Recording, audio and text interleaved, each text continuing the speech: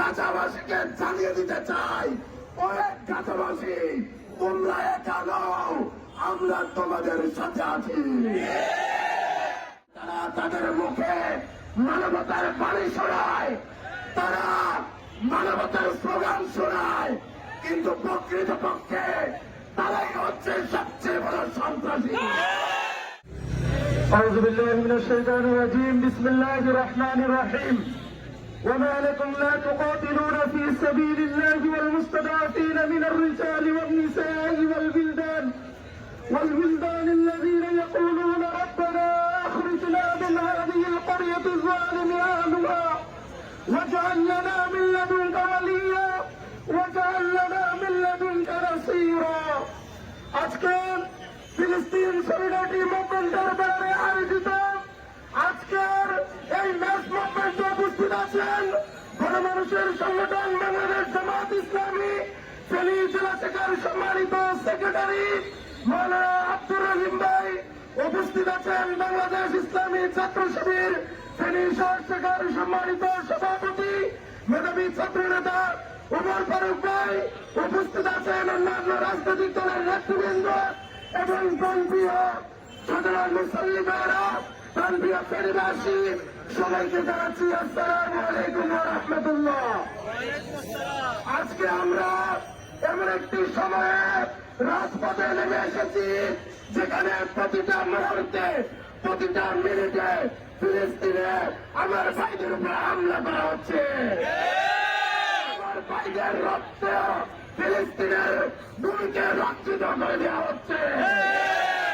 আজকে ইসরায়েল নামক অপশক্তি, ইসরায়েল নামক সন্ত্রাসী শক্তি আমার মুসলিম মা বোন শিশুদের উপর অতর্কিত হামলা চালাচ্ছে।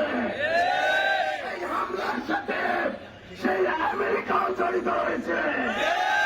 তারা নানাভাবে তারা টাকা দিয়ে, তারা বম দিয়ে, অস্ত্র দিয়ে ইসরায়েলিদেরকে সহযোগিতা করছে। আবার তারা তাদের মুখে মানবতার বাণী শোনায়, তারা মানবতার স্লোগান শোনায়, কিন্তু প্রকৃতপক্ষে তারাই হচ্ছে সবচেয়ে বড় সন্ত্রাসী। ইসরায়েলের পাশাপাশি আমাদেরকে আমেরিকার বিরুদ্ধে দাঁড়াতে হবে। ঠিক তেমনিভাবে যারা ইসরায়েলকে সমর্থন জানায়, যারা ইসরায়েলকে সহযোগিতা করে, সকলের বিরুদ্ধে আমাদের অবস্থান নিতে হবে। আমরা ইনশাআল্লাহ ইসরায়েলের সকল প্রকার পণ্য, আমেরিকার সকল পণ্য আমরা বয়কট করবো ইনশাআল্লাহ।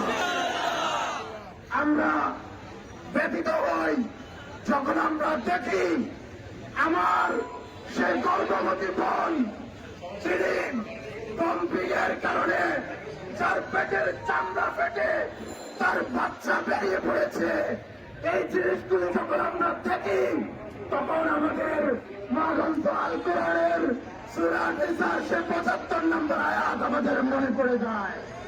আমরা সে আয়াত যখন পড়ি এই গাজাবাসীর কথা আমাদের চোখের সামনে ভেসে ওঠে। আজকে গাজা আমাদেরকে ডাকছে, আমরা কি গাজার সাথে আছে? মঞ্চ থেকে গাজাবাসীকে জানিয়ে দিতে চাই, ওই গাজাবাসী তোমরা একা নও, আমরা তোমাদের সাথে আছি।